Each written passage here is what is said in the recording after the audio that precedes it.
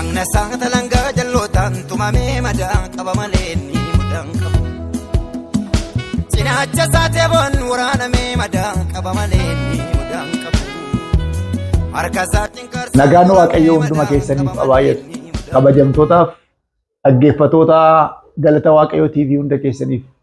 Akkuma beektan ani Raajiyoof Kalaa Ejjetaan jedhama.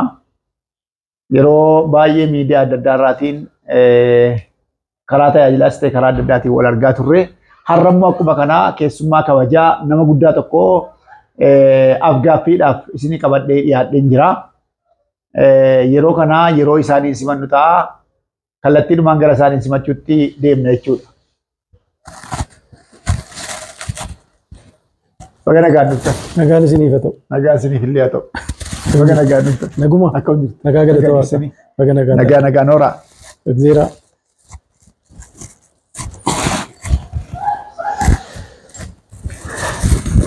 Okay, baga nagaan dhuftan. Baga nagaan nu eddan. Gara afgaaffii keenyaatti utuu hin darbiin fuulduraa maqaa keessan dhaggeeffattoota keenyaaf akkasiin nu ibsitan barbaan. Tolee, maqaan koo Komaander Dhugumaa Lammeessaan jedhama. Ulfaadhaa Waaqayyo isin haa eebbisu. Komaander Dhugumaa Lammeessaa bakki dhaloota keessanii maatii isin keessatti dhalattan akkaataan guddina keessanii mee maal fakkaata mee gabaabaatti yoo nu kaaftan?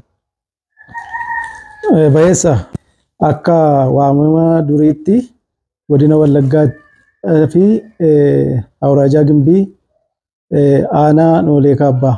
Wallagga lixaa jechuudha. Amma Wallagga lixaa jedhamu aanaa Noolee Kaabbaatti ganda qotee bulaa Siibaa Diiduu jedhamtu keessatti dhaladhee haga tokko achitti guddadhe jechuudha. Egaa yeroon dhaladhu daa'imummaa kana keessatti rakkinni adda addaas bu'aa ba'iin adda addaas hin jira. Yeroo akkas dhaladhee naannoo waggaa 5 ta'u tasa abbaan koo dhukkubsatanii abbaa koo kanaa gara miila isaanii bitaa irratti dhibee niitoo jedhamu yookiin akka yeroo ammaatti kaanseriin natti fakkaata. Akkasitti irratti mul'atee yaalchisuudhaaf asiif achi maatiin dadhabaa turanii itti wayyaa'uu dadhabnaanii bara 1968 gara godina Lubbaaboor aanaa Algeessaachi jedhamutti fira yookiin obboleessi abbaa keenyaa achi jiraatu gara isaaniitti nu fudhatanii iddoo sanatti haga bara 1978 biyya sanan ture. Mana barumsaas jalqaba Masarate Timirti kan jedhamu naannoodhuma iddoo ganda baadiyyaa sana keessatti ganda obboloon yeroo jedhamu keessatti biyyuma Noolee Kaabbaa Algeettan baradhee Algeetti ganda baadiyyaa obboloon yeroo jedhamu tokko keessatti safara jiraannu keessatti waggaa tokko keessatti jammaarii Takataataayii fi Diiree kan jedhamu jecha yeroo sanaatiin ani isinitti dubbadha. Bar tokko keessa barataa qaxalee ta'ee achumaan gara kutaa tokkootti mana barumsaa Algee sadarkaa tokkoffaa fi giddu galeessa sadarkaa lammaffaa baradhee barachuu eegalee mana barumsaa sana keessatti barataa qaxalee ta'ee tokkoffaa bahaatiin haga bara 1975tti kutaa 6 haga kutaa 6 baradhe jechuudha. Achirraa kaasee egaa xinnoo maatiin koo waa'ee rakkina abbaan koo dhukkubsateen harka qalleeyyii turanii gama tokkoon hojii humnaas waan humni koo danda'u hojjechuun horiis namaa tissuun waan humni koo gochuu danda'u hundumaanii maatii koo gargaaraan ture. Sanarra darbee itti fufee barachuudhaaf haallis xiqqoo na rakkisee ture. Kanaaf gara mana nama abbaa kiristinnaa kootiitti galee isaan gargaaree akka maatii gargaaruu murtaa'e hamma ta'e yeroo gabaabaa isaan biran ture. Garuu barumsa keessan addaan kuttanii moo? Addaan kuteetan akkasituun gochaa jiru. Nanni koo kun egaa daa'imummaan kana naannoo waggaa 16 ta'a yeroo sana furfur jedheera. beeraawi kan Dargaggeessa taatanii. dargaggeessa ta'eera. Beeraawiin kun immoo yeroo sana ho'aadha. Egaa ilma harka qalleeyyii filmiyyeessaa gabaatu barbaada yeroo sana itti yaadanii na hordofuutti ka'anii ani nama carroome ta'eetanii mucaan bulchaa gandaa hiriyaa kooti barataa hiriyaa kooti hiriyaa lafa sirbaatis. Barri suni bara dargiiti. Dargiiti bara dargiiti beekamaa ta'e. Hiriyaa yeroo sana sirba kan jedhamu jira sirbaadha. Hiriyaa lafa sirbaatii fi hiriyaa mana barumsaa kooti ture mucaan bulchaadha. Yeroo mana isaanii ta'anii waa'ee koo mari'atan hin dhagaa. Dhagayeetu na barbaadee dhufe si hordofaa jiru hin qabamtaa. Surraa manaa jedhama abbaan isaa manaa Galataa jedhama bulchaa biyya sanaa ture. Hin qabamtaa. Ani waan hin godhin sii godhaatii biyya kanaa bahinaan jedhee na gorse. Gorsa isaas fudhadheen dhaqee haadha kootiif abbaa kootiin ani biyya kanaa nan deemaa. Jarri na qabdii.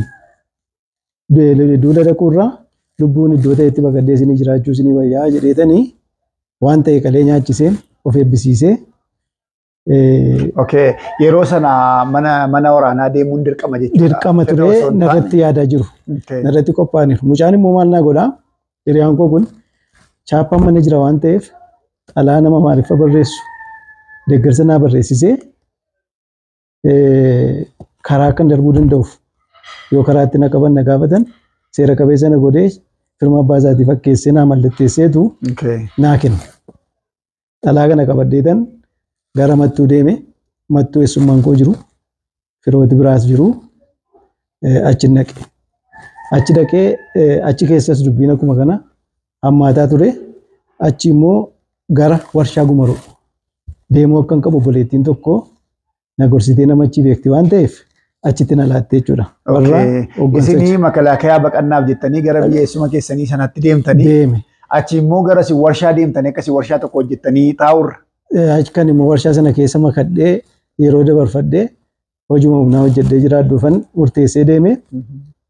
Haa ta'u yeroo warshaa sana galu namni guddaan tokko itti naa himamee waan jiruuf obboleettiin teeleedha hojjettu tokko na gargaartee itti naa himtee waan jirtuu fi namni sun na gargaare jechuudha. Ittaanaa maanaajira warshaa sanaati. Tokkoffaa jireenyuma akkan jiraadhu mana isaatti.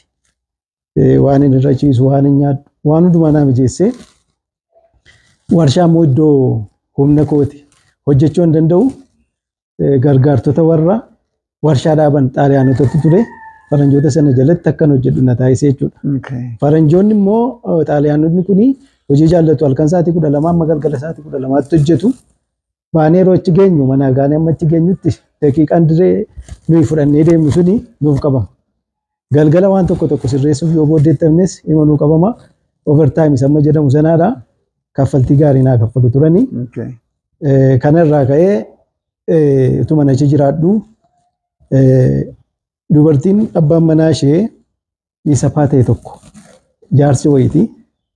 Jaarsi baay'ee mana hin taa'u akkan itti dhiyaadhu. Bakka akkuma rakkoon Yoosef irra jedheetan ilaala. Dargaggummaarras waan jirtanii fi na dogoggorsuudhaaf dubartiin kun akkasiin jaalalaan na qabdi. Kana booda walitti sissiquu keenya gaafa argu namni ani bira taa'u kuni na gorsee jechuudha. Of eeggadhu si ilaalaan jira dubartii kanatti hin siqinii. Dabarsitee silaatti si ajjeesiftii. Jarri warra akkasiiti aangoon isaanis kana fakkaata. Namichi immoo nama umriin dulloome waan ta'eef niitii kana shakkaa. Waan biraattis shakkaa. Walitti dhiyaatina. Walitti dhiyaatina jedhee na gorsee. Kanaaf gorsa nama na gargaaru kana simadheetan nan dhaabe jechuudha ishee wajjiniin walitti dhufeenya dhaabe. Walitti dhufeenyaan dhaabu kuni haaloo kuuse dubartii sana keessatti. Normaalii wal dubbisnaa lafa hojiitti wal argina. Maaliif baddee maaliif akkas gootee inuma naan jetti. Ani sababa isaatti hin dubbadhu inuma callisa. Gaaf tokko godinuma Lubbaaboor irraa humna waraanaa filuudhaaf Simoon Gaalaree nama jedhamu barreessaa Isaffaa yeroo sanaatii fi dubartiin dhimma hojjetaaf hawaasummaa irra hojjettu itti gaafatamtuun lama ta'anii akka tasaa ajaa'ibota baay'een konkolaataa ajaa'ibaa baay'ee qabatanii dhufanii hojjetooti warshaa istaadiyoomii takka walitti qabamu abboomame jechuudha. Hundumti keenya nanne. Warri gara hojjettoota warshaa dhufan kun namoota makalaakayaadhaaf keessa barbaadachuudha. Isaan barbaaduudha waamicha gochuuf dhufan. Yeroo sana dargii muddama guddaa keessa jira. Karaa adda addaa waraanni gara kaabaa kun itti cimaa dhufaa jira. Kanaaf humna namaa baay'ee leenjisa.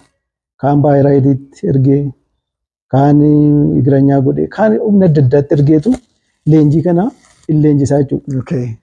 Kanaaf waamicha sana hin taasisanii jalqaba fedhiidhaan namni biyya isaa deeme akka tajaajilu namni hunduu gara adda waraanaa deemu akka qabu lammiin kamiyyuu jechuudha.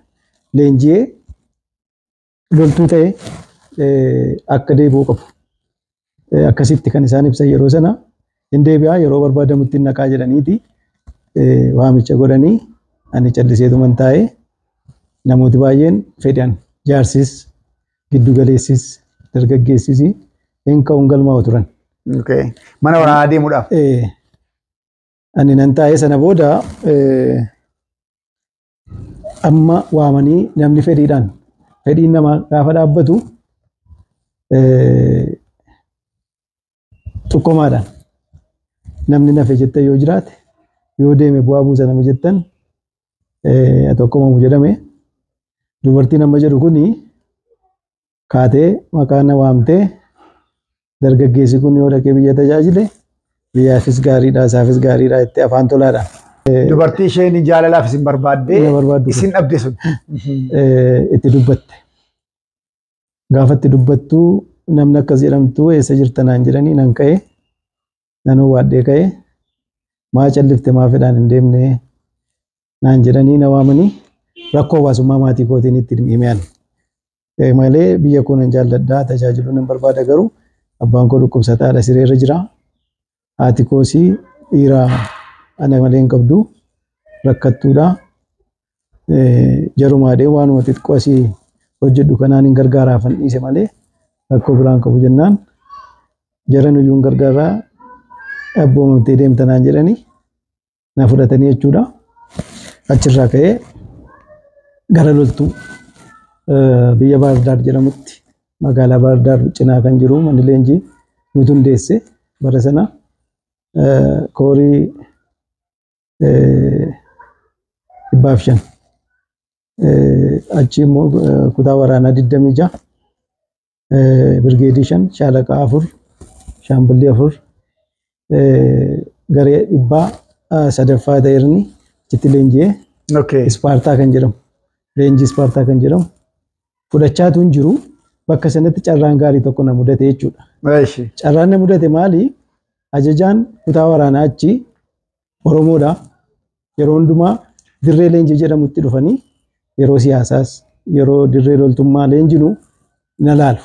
Akka carraa kutaan keessa jiru sana hin dhufu na laalu gaaf tokko na waaman gara isaaniitti. Gaafa na waamanii na dubbisanii eega wal dubbisnee booda eessa akka maal akka ta'e hundumaa na gaafatanii gabaabseetuman seenaa kootti himee na wajjin hojjechuu fedha qabdaa jedhan. Kunoo isinii wajjin hojjechuuf fedhas jiraan jedheeni. Kana booda koorsii gabaabaa iddoo ta'e deemtee fudhatteetu anaa wajjin hojii hojjettaa. Reediyoo Maganaanyaa kan jedhamu jira reediyoo quunnamtii. Isa dhattee leenjitaa yoo fedha kee ta'e naan jedhanii galgaluma sana mi'a koo fuudhee gara kutaa isaanii iddoo isaan jiran akka naqu na abboomanii gara isaanii naqee ganama Gondor Azazoo lafa jedhamutti na ergan jechuudha makiinaa isaaniitiin. Naqee ji'a murtaa'e koorsii sana fudhadhee gara isaaniitti deebi'etanii reediyoo quunnamtii kana isaaniif hojjechaa ture jechuudha. Utuu kanaan jirru egaa leenjiinis xumuramee dirqamni sadda ba'ee yeroo murtooftee fi kutaa waraanaa kun gara Eertiraa Asmaraa ayyar maarfiyaa isaanii akka eegu humni iddoo sana jiru humni nabbaariin immoo gara adda waraanaa akka galu humni fireeshiin kun ayyar maarfiyaa akka eegu abboomamne gara sana makiina yeroo sana xiyyaara Antonoofii jedhamu kan nama baay'ee fe'u kan waan barii hin qabne meeshaas namas waan adda addaa kan beeku kanaan deddeebi'amee kutaa waraanaa keenya gara sanatti ergamne jechuudha. Akkaataa sanaan iddoo sana turre ji'a 3 hin caalu achirraa kaanee gara Maqalee. Waaqayyoof galanni guddaan haa ta'u Waaqayyo gaa warra isaa abdatanii karaa hundumaayyuu hin gargaara. Gaa dhaggeeffattoota keenya akkuma beekamu Komaander Dhugumaan nama Waaqayyooti illeedha.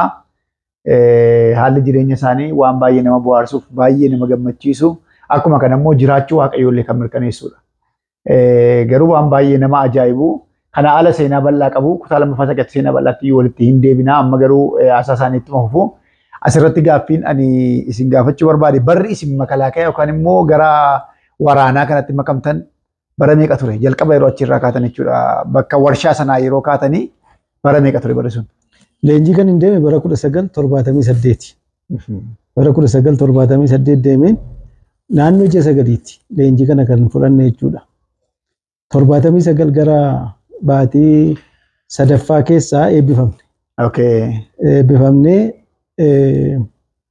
kan deemne yeroodhaaf naannoo Gondoruma keessa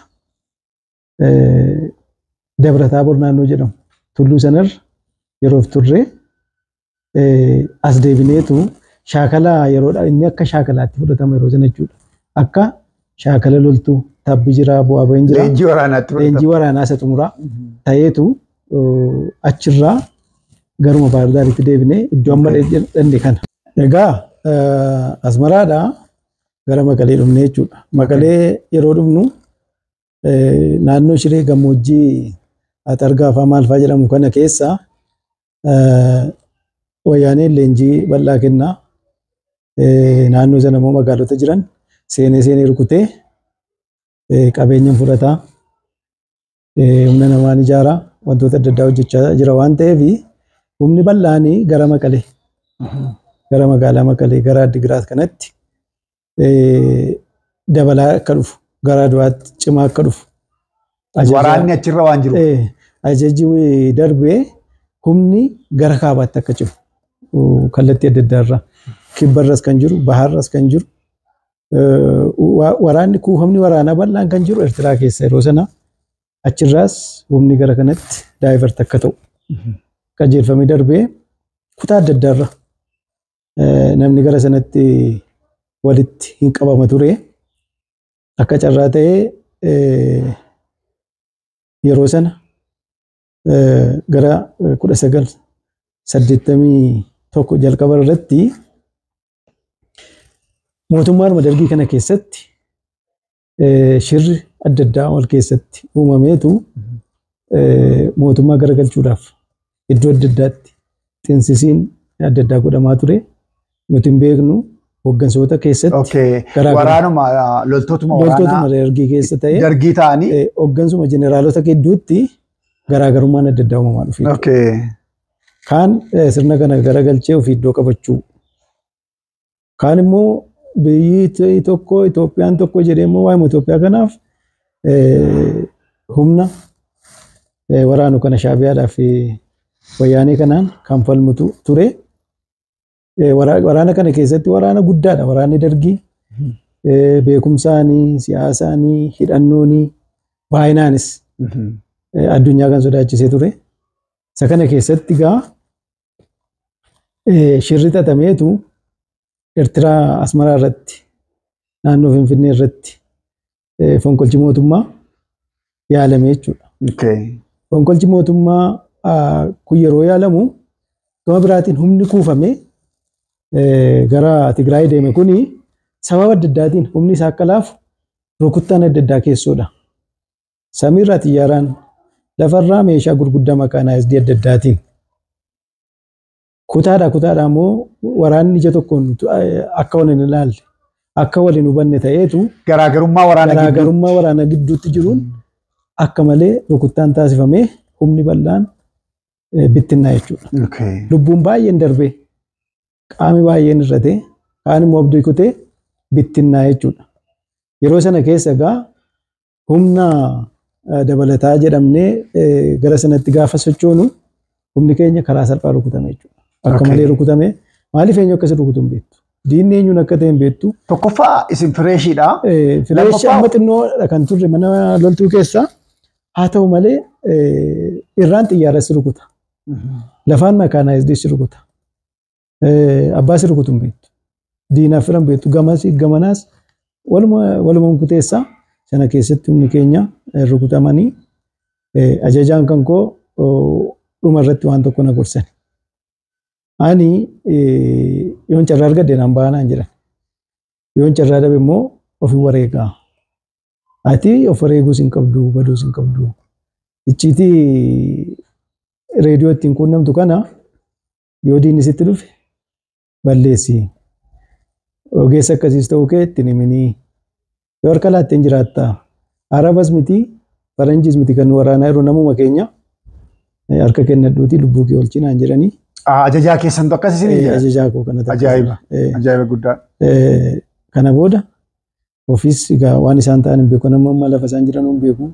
Namooti baay'een garuu ajajaan nutti dhiyaatan baay'een dhumaniiru. Kana waliin jennee yeroo muraasa booda waan hin gochuu qabu. Hidhannoo na barbaachisu.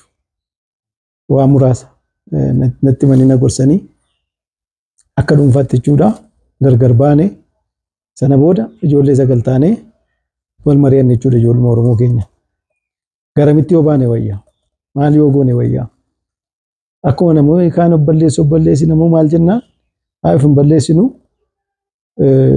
duulli waraanaa kun hin caama amma ta'e holqatti gallee jiraanne tokko hakimii nu bira kan jiru.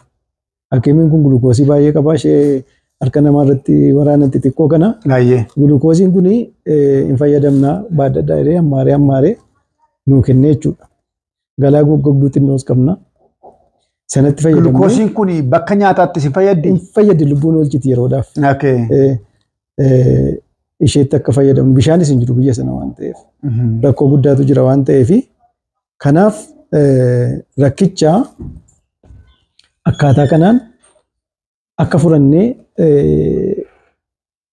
turuu dandeenyu murtaa jechuudha. Waliigallee waadaa waliigallee holqa kana keessa.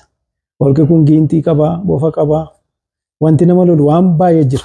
Holqa sikkee jirtan sana? Holqa keessa jiru kana. Shiree garanaa baay'ee yaaddessaadha. Egaa lafti gubatee, tabbi gubatee, dachaan gubatee wanti hundumtuu lubbuun namaa dhiigi namaa lola'ee foon namaa tortoree akka kudharfan tokko akkasittiin dhumneechi keessa teenya. Nama sagal taanee baane kana keessa baashaa tokko jira gondoree kan ta'e. Baashaa Shibaabbaa jedhama. Bayeetan ilaalaa jedhe. Holqa dhagaa sana kee baa? Waan irra jiru ilaalannaan lakkii si rukutuu hin bayin yenneeni lakkii bayeetuma ilaaluu qabade hin baye. Baay'ee tamma ta'ee deemee nama yeruma warruma Tigree kana nama siifacha deemee waa funaannatu wayii arge. Kan meeshaa nama du'e irraa funaannatu waan adda addaa. Nama kana argeetu harka laadhachuu barbaanna. Namni karaa nagaa harka laadhachuu barbaannutu jira. Namoota kana nu waamaa harkatti kennannaa jedhee itti hime. Sana booda ofii isaatii nama akka haadha manaatti jiraatu wajjin jiraachaa ture magaalaa Shiree jedhamtu keessa qaba. Gama biraatiin immoo adiraashaa itti hime isheen illee akka nu barbaaddu iddoo jirru kana itti hime erga nama kana. Gaafa erguu dura isheetu dhufe galaa biraate. Galaa baattee dhufte jarri nuunne. Warri akkasiin harkatti kennatti warri wayyaanee hin dhumne iddoo sana dursitee kan dhufte guyyaa tokko booda galaanuu baattee jechuudha. Dubartii namicha kanaatu dhufe jechuudha. Isa booda achi keessatti dhadhaa baattee dhuftee dhadhaa dibata. Galaa baattee dhuftee hunduma keenya gaa bishaan hin jiru xuriiruma irratti dhadhaa nu dibde dura.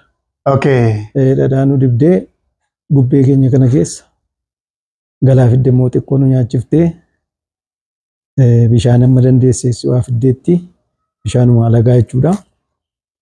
Lubbuun keenya akka turu deebitee akka dhuftu nutti himtee deebitee hin deemtee guyyaa lammaffaa ammas galaanuu fiddee Guyyaa sadaffaatti garuu Hamma sana isin holquma dhagaa sana keessa. dhagaa sana keessa teenya guyyaa sadaffaatti garuu nama amantu jara keessaa nama beektu nama nuuf iddee dhufte jechuudha.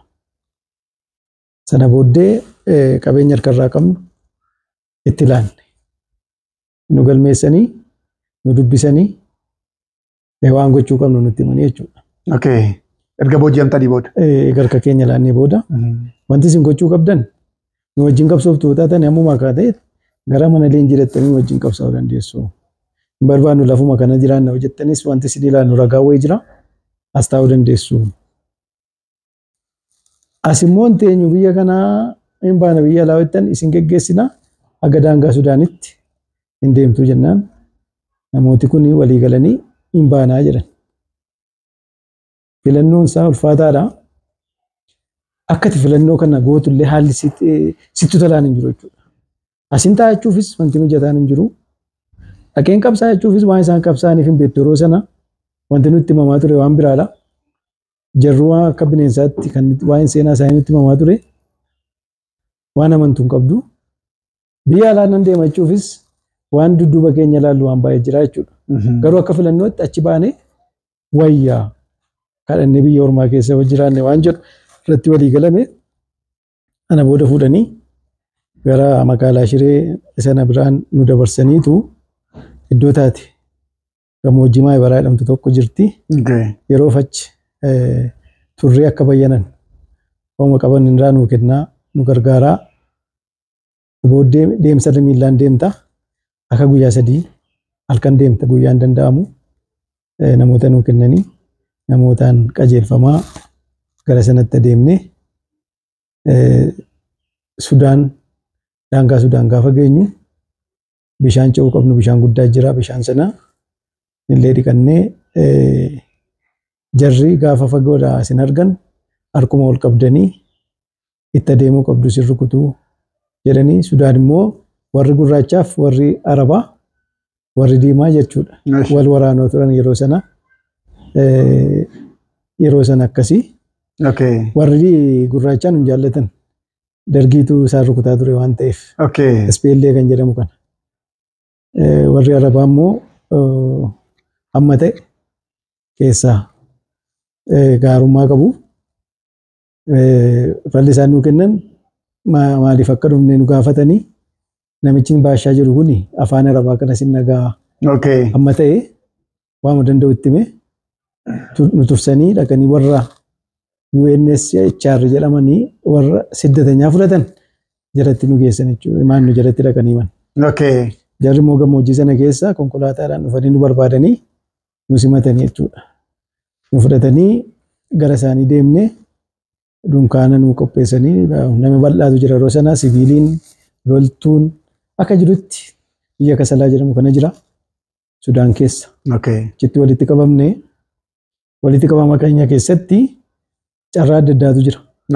Namooti baratan namooti leenjii gurguddaa qaban qondaaltoti adda addaa carraa biyya alaallee deemanii simatamuutu ture. Nuti immoo warra sadarkaa akkasiis hin turre. Sanarra iyyuu darbee haadha koo baay'een jaalladha. Abbaa koo dhukkubsatu kanas deebi'ee ilaaluun barbaada yoo jiraadhe. Ani yaadu koo fuulli koo garuma maatii kooti garuma biyya kooti ture. Namooti kaan nu biraa deemanii namoota muraasa taane hafnee jechuudha. Hamma kanatti maatii keessanii wajjin akka itti wal agartan karaan jira? Hin jiru. Odeeffannoon karaatti argatu hin jiru. Dur yeroon waraana sana keessa jiru poostaadhaan laaboraatoorii keenya ibsinee walii barreessina. Xalaati barreessitu asii achi yeroo deemu saansuurdi ta'a. Waan nu maatiitti caamnu ni ilaalama. Ilaalameetu dhaqa. Waan maatiin nu barreessanis yoo dhufe banamee ilaalameetu nu kennama. Yoo rakkoo qabaate nutti hin kennamu jechuudha. Kanaaf gabaabaatti xalaan akka kan itti wal arguu dandeessu envelooppii jedhamtu kana xalaa kana turte isheenuu gaa addaan cittee dhuma irratti maatii kootti akkan du'etti himame jechuudha. Waraana keessatti du'aniiru jedhamee itti himame. Itti himame maaliif dhaamsaan hiriyootas jiru humna yeroo deebi'anii harca'aa lakkaa'an keessa hin jirru. Namni yeroo sana immoo harca'e baay'ee waan du'eef du'eeraa jedhaniitu matti himan. Maatiin gaddeeraa ani gaa waaqayyo naa olcheeraa Fayyaadhuma kootii madoomni illee akka carraati asii achi. Egaa umurii sanatti umurii isin keessa deemtan illee ijoollummaadha. Waggaa dheeraadha illeedha. Akkuma baatanis immoo leenjii akka fudhatanis immoo kallattiidhaan waraanatti seentanii mudannoo baay'ee ulfaataadha. Mudannoon kun mudannoo akka isa yeroo ta'anii haasa'anii miti. Yeroo keessa jiranii baay'ee ulfaataadha. Haala yeroo keenyaa wajjin deemuudhaa fi akkamiin gara biyyaatti deebi'uu dandeessan biyya sanarraa? Egaa iddoo amma jirru kanatti kasalaa kana carraasii kenna warri biyya alaa warri siddatanyaa kuni achi wanti inni sii kennu achi yoo teesse waan ittiin taphattu kaartaa, cheezii, sigaaraa waan ittiin sammuu kee haaromsitu waan ittiin bashannantu qofaa qaba. Namooti sochootanii hojjechuu barbaaddan yoo jiraattan kaartuuminis hidhattanii hojjechuu dandeessu. Hojii soo barbaaddan waan jedhu walii galtee wayitu jiraata isaan bira. Carraa sana keessan namni magaalaa kaartuumitti deddeebi'u wayii jira. Magaalaa kaartuumti biyya keenyaa kuni kan hoteela qaban jiru, kan dhaabbata adda addaa qaban Sudaan keessa jiru duruma baqattoota ta'anii. Akka carraa yeroo isaan kana bira dhannu hundumtuu nu dubbisa. Waa'ee siyaasaa nutti hima. Achi keessatti dhaabbilee baay'eetu jira. Addi bilisummaa Oromoo illee tureera. Dubbisaniiru. Idiyoo kan jedhamu jira. Yaappaan jira. Achi keessa taa'anii nama ijaarratu. Dhaabbileen siyaasaa biyya sana akka ta'aniitu keessa horatu. Kanaaf warri Ihiidan jedhamu dhaabbileen adda bilisa baasaa uummattoota Itoophiyaa jedhamee beekamu. Sochii adda bilisa baasaa uummattoota Itoophiyaa jedhamee beekamu. Kan Oromoonis keessa jiru sabaaf sablammoonni adda addaa jiru immoo hundeeffamee jira jechuudha.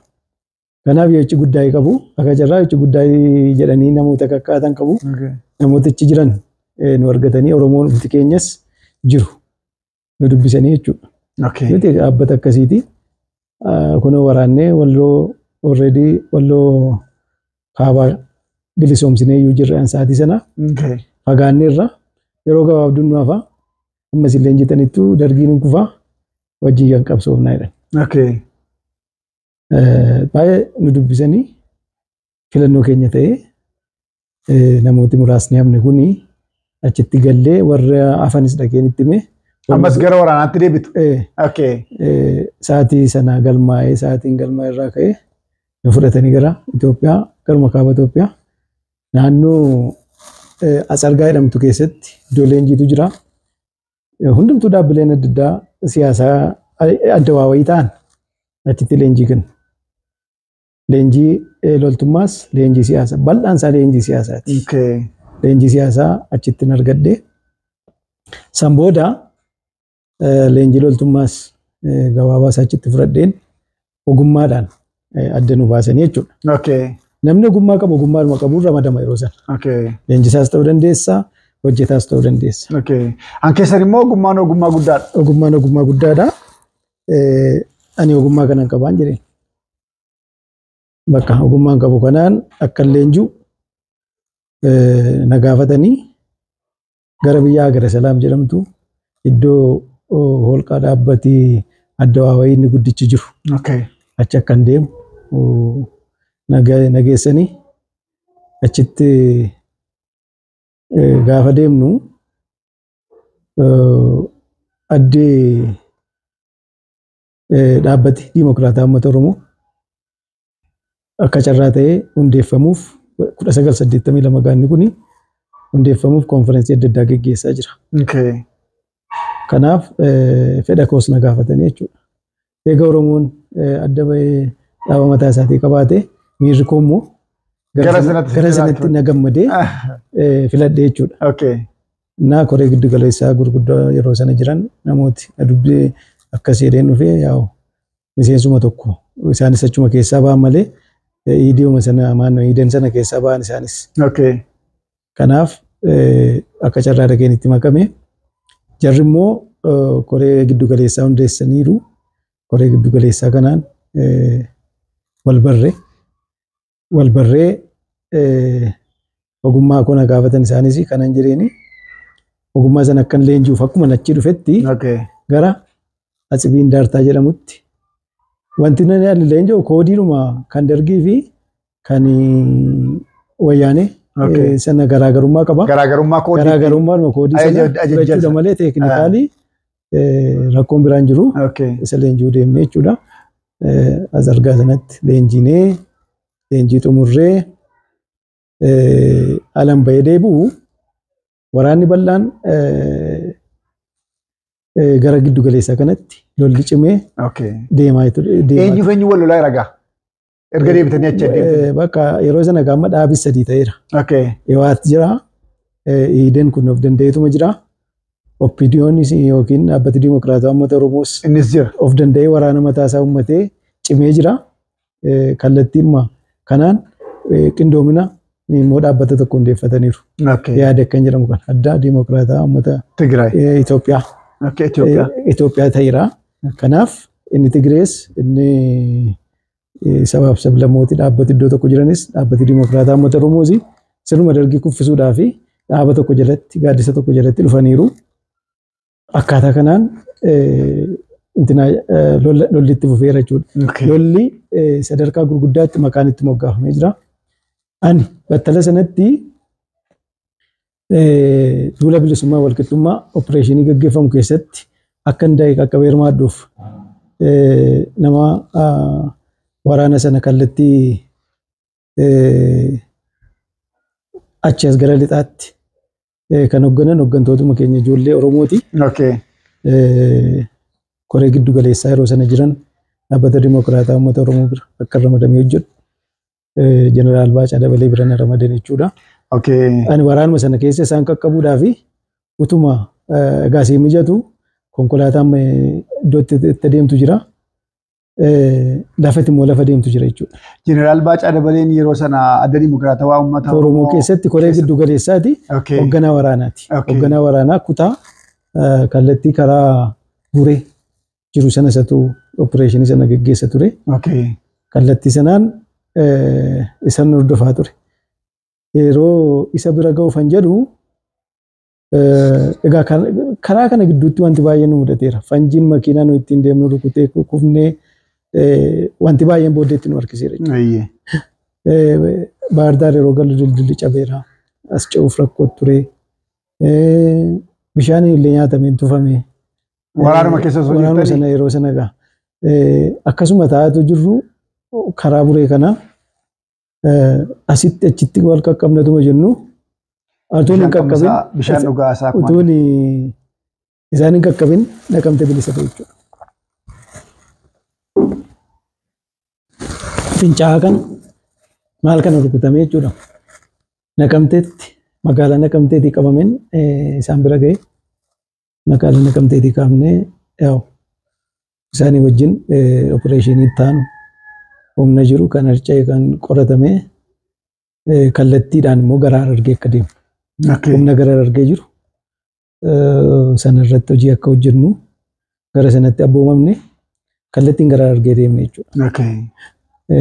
Humna waraanaa tokkoffaa kan jedhamu Andanyaa Biyyoota Israa'el kan jedhamu achi jira. Humna sana irraa hiikuudha bakka. Yaa warreetti dargiin bakka teera biyyaa. Bara meeqa ta'a barri kun? Bara 1983. 83. Caamsaa booda. Erga dargiin kufe. Mangistuun eega deeme. Finfinneen eega to'atame jechuudha. Yeroo gabaabaa gidduutti qabame. Akkaataa sanaan yaadattoote naannoo Bakloobeetitti gaafa dho'iinsi guddaan dho'ee akka malee meeshaa gurguddaan dho'u sana nuti reefuu as naannoo Buraayyuu kana geenya. Akkaataa kanaan dabarree deemne. Waaqayyos nu gargaaree humna achi jirus balaa kan biraatu nu min. Achi haalli yeroo keenyaa wajjiniin waan deemnuuf kutaa lammaffaa taanullee kan biraadhaan akkan isinitti dhufu nan abdadhaa. Achitti waan hin gaafadhee xinnoo darbuu barbaade komaander dhugumaan baay'ee waaqayyoon sodaatu. Yeroo sanallee makalaakaa kee hoggaa jiru yookaan immoo waraana kee hoggaa jiru illee waaqayyo kan isiniif kadhataniif kan jajjabeessanii jiru. Wanti sun illee jira jedhama. Hammami kadhachaadhuma lolaa fa'aa wanta akkasii fa'aa konfaas mudatee waan jedhu dhaga'een ture akkam. Dhugaadha. Waa'ee waaqayyoo haasaan himu duwwaadhaan kan safaramuuf kan madaalamu miti. Akkuma isin jedhee gaafumani biyya jalqaba lafa dhaladhetti daa'ima ta'ee daa'ima waggaa 5-6 kana yeroo ta'u kanatti wangeelli biyya keenya dhufe. Wangeelli akkamitti dhufe yeroo sana biyya keenya duula lamatu ture. Kaani sirna fiudaalaa Haayile Sillaasee sana warra abbaa lafaa irraa deemanii meeshaa hiikuu qabeenya harkaa fuuchuu lafti kan qotee bulaati maal waan jedhu ture. Isaanitti taanee immoo humni bal'aan wangeela fudhatanii dhufan. Biyya noolee kana biyya ni jedhu baadiyyaa siibaa kanatti wangeela dhufe. Kan isin dubbadheen darbine akaakayyuun koo yookiin wasiilli buleessa akaakayyuu kootii qaalluu ture. Abbaan koos qaalluu kana gabbara ture. Sababa kanaatiin dhahicha guddaa rakkina guddaan maatii koo irra ga'eera. Maaliif qabeenya baay'ee horatanii akaakayyuun koos abbootii keenyas hin qabu turan. Keessumaa badhaadhina looniitiin hin beekamu turanii. Hafuurri qaalluu kun si'uma tokko gaafatti deebi'u dallaan hin qabeenyis hin dhume waan sisaamuun beektu rakkinatu dabalaa dhufe sanarra darbee gara lubbuu fudhachuudhaaf maatii dhukkubaan rukutaa ture jechuudha. Kanaaf wangeelli dhufe. Kaa wangeelli dhufu abbaan koo isaatiif kos yeroo sana ijoollumatu dhufe sitti waan dubbifattu hin qabdu Yesuus si jaallata. Jecha jedhuun jalqaba si dubbisu. Warri wangeela baatee galaa biyya keessatti bakka. Mishineerota ta'an kuni ayira irraa dhufan. Ayira irraa kaanii dhufu Yesuus si jaallata. Siin jedhaniitu waa Yesuus sitti himu. Kan isii du'e akka inni sii fannifame. Akka inni biyya lafaas waaqarras jiraatee moo deebi'ee akka dhufu kana sitti himu baay'ee daa'ima waan hin ta'eef wanti dubbatamu kuni tokko ishee biraan darbitu laphee kootti gala ture. Innaa maatiin keenyas hin amananii achuma yeroo sana muka jalatti waldaan hin jiru muka jalatti lallabis kan geggeeffamu kan kadhannaanis geggeeffamu. Warri amane waldaan qaba waan ta'eef mukuma jalatti. Nama amane bakka mukuma jalatti geessu. Mukuma jalatti geessanii gaaddisa jalatti hin kadhatu hin barsiisu shaamaa qabsiisu xoofoo waan adda addaa bishaan kalchiisu turan. Waan ajaa'ibu nama guddaa tokkotu achi keessa nama qotee bulaa kana ta'e maraate. Yeroo amannu kana keessa hafuurumatti itti galee maraache. Namichi kun ankaasee dheeraa qabatan. Kaasee dheeraa durii. Ankaasee kana darbachaa dhufa. Lafa namni taa'ee kadhatu kanatti walitti qabama. Warra waaqayyootti amanan kana waraanu. Dhufeetu saba kanatti darbatee waraanuu dadhaba. Ankaasee darbachaa dhufee dadhabeetu achi ga'ee ofirra garagalee lafatti gadoddaa achi deebi'a. Dhumarratti torban tokko booddee kadhannaa torban tokko booddee namichi kun hin fayyee. Torban tokko sana bakkeetti kadhatu. Bakkeetti kadhatu ijoolleen kun. Abbaa fedha qabutu nyaata geessaaf waan qabu kennaaf. Galaana akka ammaa kana ofcoon hin jiru maal hin jiru daftee waan argattu akaayiluma kana waanuma jiru kennaafi gatii baasaniitu kadhatan. Waaqayyoon nagahee namichi kunis hin fayye. Waaqayyoof galata. Saba duratti kanaan yeroo sanaan kiristoosiin laphee koo kenneen jaalladhan ture jechuudha. Daa'ima ta'e. Daa'ima ta'e. Haa ta'uuti feelnu jalaa godhe wasiilli keenya. Wasiilli koo kun inni gara algee jira jedhu lubbuu isaa maaruu nama guddaadha. Abbaan koo akkas achitti taa'ee intinaa dhuun barbaanne. Akka isaan kiristoositti amanan hin barbaanne. Isa duwwaatu hin ta'in bakka fayyisuusi warri ayiraa dhufan kuni hospitaala illee akka abbaa koo geessan roomisiin nu galanii turan. Akka naqee. Abbaayeen keessan dhukkubsachaa waan jiran. Abbaa koo illee gara sanatti akka geessanii yaalchisan. Anaan immoo akka achitti na barsiisan waadaa naa galaa turan. Isaan irra darbanii namootuma walitti qabaman kanaan illee gargaarsa akka maatii kootiif ta'u gochaa turan jechuudha. Yeroo sanaa warri namoota harka qalleeyyii ta'anii fi hin gargaaru. Hoosteela adda addaa illee galchanii nu barsiisuuf turan. Carraa sana illee kan argadhu ta'e akka carraan sun natti cufamus abbaan koos akka yaala sana hin arganne taasifame gara algeetti fe'ame jechuudha abbaan koo. Haati koo diddee mormitee haftee booddeetti baay'ee mormitiyyuu addaan ba'uun hin danda'amne gaafa dhannu dirqamaan akka amannu ta'e jechuudha. Maal musliima. Musliima akka taatan. Abbaa koo sheekii wayitti waamanii abbaa koos quba kana si qabu. Quba kana fideedhanii abbaa koottis waan ta'e himanii itti qara'anii amansiisanii ana lafa isaa horiitii obboleessi koo ammayyuu jira kan ilmi wasiila kooti. Qacceen na oofee nageessee anaanis akkas jedhanii maqaan kee abduu dhalanii natti moggaasan. Shaadaa galtan. Shaadaa jedhan. Ani nan dide garuu. Qoba koo sitti kennee isaan jedhan hin fudhanne lapheen koo. Nyaata isaan qalanis nyaachuun dide. Ulumaan na rakkisu iddoo ta'e akkan duukaa deemu na godhu. Guyyaa jimaataa daraa jedhanii wanti walitti qabamanii waaqeffatan jira. Akkan isaan bira taa'ee kaddamu buna buusu qursii rufaana godhu natti illitoon. Booddee akkuma silasiin jedhe yeroon mana barumsaa kana feel godhu gara abbaa kiristinnaa kootii kana dhaqeen abbaan kiristinnaa kootii kun immoo mana amantaa ortodoksii yookiin bataskaan ortodoksii Garbeelii abbaa fardaa jedhamutti nageessanii achitti kiristinnaa nagaasan jechuudha. Eeguun guddadde. Jalqaba gooftaa fudhattanii gooftaatti amantanii otoo jirtanii abbaan keessan gara biyya biraatti waan deemanii achitti musliimota isin godhan. Amma immoo abbaan kiristinnaa keessan immoo gara ortodoksii. Gara ortodoksiitti nageesse. Ajaa'iba. Ataatu isa kana ortodoksii kana amma tokko nan fudhadhe. Maaliif achitti gara ortodoksii dhaqee wangeelli gara biyya algee kanatti yeroo sana hin lallabamne. Namni waa'ee wangeelaa hin beeku. Ammuma kutaa Wallaggaa jedhamu sana keessa deemanii hojjetan malee gara Lubbaa Boor kanatti hin qaxxaamurre ture. Wangeelli Wallagga irratti waan jalqabeef achitti hin darbin jira. Kan immoo galee jedhamu daaboodha. Daaboon immoo nurraa fagoodha. Daaboo gaachoo kan jedhamu achi gadi fagoo ture. Aanaa ganaa daarimu keessa dabartee dhattaan biyya iyyuu hin beeku miti daa'ima miti milkoofne jechuudha. Kanaaf guyyaa tokko Waaqayyoon akka deebi'ee argadhu utuun beeku barsiisaan dhokatee eentee ta'e tokko mana barumsaa jira. Mana barumsaa itti baradhu algee sana jira. Barsiisaan kun magaalaa keessa deemee nuuf yeroo deemu. Karaa bataskaana madaanaalamii jedhu dudduubaan karaa moggaarra deemu. Gaaf tokko gaaffii natti ta'e. Na jaallatamoo. Barataa keessaa waan tokkoffaa ba'uufis na jaallata. Saayilentiidha. Na waamee shaayii iddoo dhuganitti shaayii naa bite gaaf tokko. Na jaallata natti muudhaaf hin sodaata. Isa boodanii anumti gaaffii gaafadhe. Barsiisa maaliif isin magaalaa keessa deemtanii gara nan dhuftanii maaliif kophaa keessan karaa awwaalaa dudduubaan dabartanii deemtu jedheen. Waan inni sitti miidhe. Ani nama amantiidhaan gooftaa Yesuusin hordofuudha. Biyyi kun immoo amantiinsaa musliimaa, amantiinsaa ortodoksiidha. Kaan immoo waaqeffataadha. Hafuura magaalicha keessa jirutu fe'anii waliin gallu. Yoon as keessa deeme nan faarfadhaa. Waaqayyoo wajjin haasaa deema. Hafuura qulqulluu wajjin haasaa deema.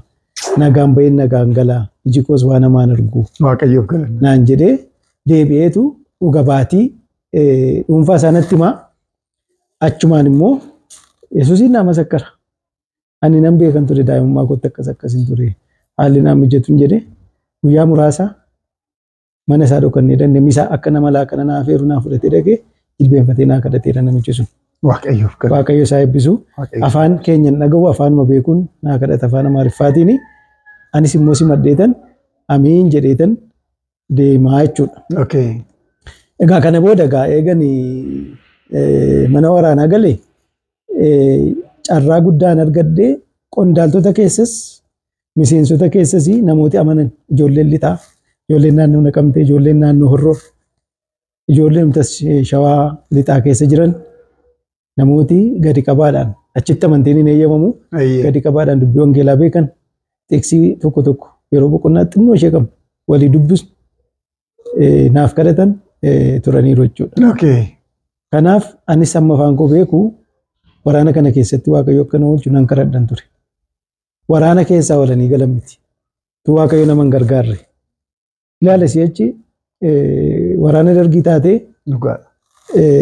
leenjii dhumti isaa osoo ajjeesa. Leenjiin Ispaartaa ofii keetii hidhattee akka malee utaalchoo jira, akka malee shiboon taane irra deemu jira. Bishaan meeqatti kokkufnee keessaa baanutu jira. Dhagaarraa utaaltaa. Bolokeetii wal irratti nam'ee irratti paanchii kan jedhamu jira utaaltee kuftee hirree kee kanaan caccabsitaa. Yoo waan sana raawwanne immoo deddeebitee waan sana hojjechuu jira. Adabbii adda addaatu jira. Mana loltuu kana keessatti utuma rasaasa duwwaatu hin ta'in waan guddaan nama chaalenjiin adda addaa si mudata. Chaalenjii sana keessatti lubbuun keessa darbuu danda'a. Eegumsi waaqayyoo garuutu waan tokko namni koo naan ta'in qalaan ta'in na oolchee na gargaaree na fidee isa booda immoo ani sigaa nama gahaan ta'e ofiin of murteeffachuu dhageessan. Waaqayyoof galanni guddaan haa ta'u. Egaa guyyaa biraa wal agarruutti illee mata duree biraa qabna turre dhimma sanarratti akka dhaggeeffattoonni keenya illee nu eeganii baay'een abdii guddaa qaba. Komaander dhugumaan waraana duwwaas miti ammas poolisiidha. Poolisummaa hojjechaa jiru waggaa dheeraadhaaf 78 ka'anii jechuudha. Amma yoona kanaatti hojiidhuma mootummaa keessa kan isaan jiranii. Kana duwwaa miti komaander dhugumaan hojii gurguddaa hojii wangeelaa hojii gurguddaa hojjechaa turanii waldoota kiristiyaanaa ari'atamuu jala turteef illee iddoo da'oo ta'aa turanii gara sanaa kutaa lammaffaa keessatti wal agarraa. Gaaffii tokkicha kana gaafadheen kan guyyaa irraa gara gabaabsuutti deemnaa yeroon keenya baay'ee nu jalaa waan deemee fi dhaggeeffattoota keenya dhugaa dubbachuudhaaf dhalli namaa gaafa dhalatu kaayyoo dhalateef qabaa waan jiraatuuf qaba waan du'uufis qabaa. Seenaan isaanii kana duwwaa miti gabaabsinee irraati kan fudhanne kuusaa seenaati komaander dhugumaan kuusaa seenaati. Baay'ee waan nama ajaa'ibu hedduutu isaan harkatti argama. Baay'een keessanillee miidiyaa adda addaarraa kan hordofaa jirtan iddoo adda addaarra teessanii hordofaa kan jirtanii waamtanii afgaaffii yoo taasiftaniif wantoota kanaa ol humna qaban waan jireenya namaa jijjiiran hedduu irraa baruun irraa dhaga'uun kara jireenyaan illee kara daddaan illee ni jira jechuudha. Kutaa lammaffaatti aanu keessatti illee karaa akkamitti gaa'ela akka godhatanii ijoollee meeqa akka qabanii wantoota baay'ee ganaa kutaa itti aanu keessatti hin kaafna. Amma garuu gaaffii tokkicha tokko isaaniif dhiyeessa. Gaaffiin isiniif dhiyeessu komaander bulchaa aanaa Boojjii Birmajjii taatanii turtan. Yeroon kun bara meeqaa waraana keessaa yeroo akkamii galtanii yeroo akkamitti immoo dhattanii immoo bulchaa aanaa Boojjii taatanii kana duwwaallee miti iddoo biraatti illee yeroo isin dabartanii gara qellim kana irratti illee hojii kana fakkaatu hojjettan illee dhaga'een ture. Mee yeroo akkamii ture yeroon kun? Baay'ee gaariidha. Egaa waraanuma kana keessa turre gara bahaan ture. Yeroo tokko egaa biyyi nagaan yeroo sana garri lixaa kun harka adda bilisummaa Oromoo ture duraan. Ol dhufanii akka gimbii sanayyuu darbanii isaan akka bulchan yeroo ce'umsaa sana walii galtee yeroo murtaa'e tokko tureera. Deebi'amee dubbiin sun feel gaafa ta'u namni biyya geggeessu dhibee jechuudha achitti. Dabbaloota muraasa nu dura dhaqan baay'een isaanii lubbuudhaan aarsaa ta'anii. Waraanatutti baname moo maali? Waraanuma yaadduma bilisummaa Oromoo kanaa wajjin walitti bu'aa turan waan ta'eef namni baay'een namooti jajjaboon hangafa ta'uu danda'an baay'een nu dura iddoo sanatti aarsaa ta'anii turanii. Kana booddee gara kana deemnee namooti dhalataa lixaa ta'an dursa namoota dhalataa lixaa ta'an adda baanee isa tuun ta'in namooti biraas mana leenjii beellaa jedhamu dabballee olaanaa kan jedhamu akka gallu waraana keessaa an opereetara koo irraa ka'ee kaan lafa jiru irraa wa'ee kutaa adda addaarra. Dabballee kun kaabinee sammuu dabballee jechuun kaadireessa jedhamu kanaadha. Isa taanee akka leenjii dura gara mana leenjii nu ergan jechuudha. Eessa beellaa. Beellaa kanatti yeroo dheeraa fudhannee egaa yeroo sana namoota gurguddaa jira lubbuu isaanii amaaruu kan akka obbo Alamaayyoo Tumsa pirezidaantii naannoo keenyaa turan. Kan akka obbo Ittafaa Tolaafaa akkasuma ammallee lubbuun kan jiran namooti baay'een jiru. Kaan ministeerota kaan jeneraalota kan ta'an. Ammayyuu jiru. Iddoo kanatti hooggansa olaanaa jedhamnee leenjinee jechuudha. Hooggansa olaanaa jedhamnee eega leenjinee baanee waadaa walii gallee gaama biyya kana qajeelchinaa. Carraan seenaan biyya kana akka geggeessinu nuu kenneera. Lafa nu isirraman deemtanii hojjettu. Yeroo nu isirraman nu kana aanaa tokko yoo miti aanaa 2-3 carraan itti hooggantanii hojjettan jira. Aarsaas ta'uu dandeessu. Kanaaf isin barbaannee dhadhaabee walitti qabee nu mariisisee. Haati isin mariisisu Yaadigi. Opiidoo dhuma malee. Opiidoo uummata. Opiidoo uummata nu mariisisee. Okay. Akkaataa kanaan gara lixaatti nama maqaa isaanii dha'ee aarsaa ta'an pirezidaantii naannoo Oromiyaa kan turan kana faa dabalannee obbo Fiqaaduu Sobboqaa Asaffaa nama jedhamu jira. Namoota jajjaboo jedhaman fuudhanii gara sanatti nu erganii jechuudha. Okay. Ana akka carraa yeroo sana aanaan Boojii Dirmajii aanaa Boojii Caqorsaa haga calliyaatti jechuudha. Haga calliyaatti. Haga calliyaatti Boojii Dirmajii jedhara. Asii nama gubbaa daangaa Kamashiitti gandooti baay'een gara Kamashiitti illee gasii citan nu jala jira. Kanumti warra Beniishaangul jechuudha. Warri gurraacha. Beniishaangul yeroo sana achi jalatti kan hoogganamu. Aanaa bal'aadha. Aanaa kana natti kenname dabalataan immoo aanaan naangoo fi aanaan ajjootiif deeggarsa kan godhu. Namoota jiraniif deeggarsa kan godhu na ergan jechuudha. Yeroo achi deemu kana iddoo sana kan ture pirezidaantii mootummaa naannoo Oromiyaa sadaffaa natti fakkaata Muktaar Kadir.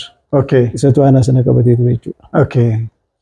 Kanaaf iddoo sana naqee inni immoo gara mana leenjii akka deemu waan murtaa'ee jiruuf hojii hojjetame isa harkaa fuudhee inni immoo gara mana leenjii deemee leenjii ittaanu akkuma keenya kana fudhatee gara hooggansa ittaanutti akka deemu waan murtaa'eef yeroo sana waa lama duwwaayyuu miti kan beekamu maqaan bulchaa fi itti gaafatamaa dhaabaati.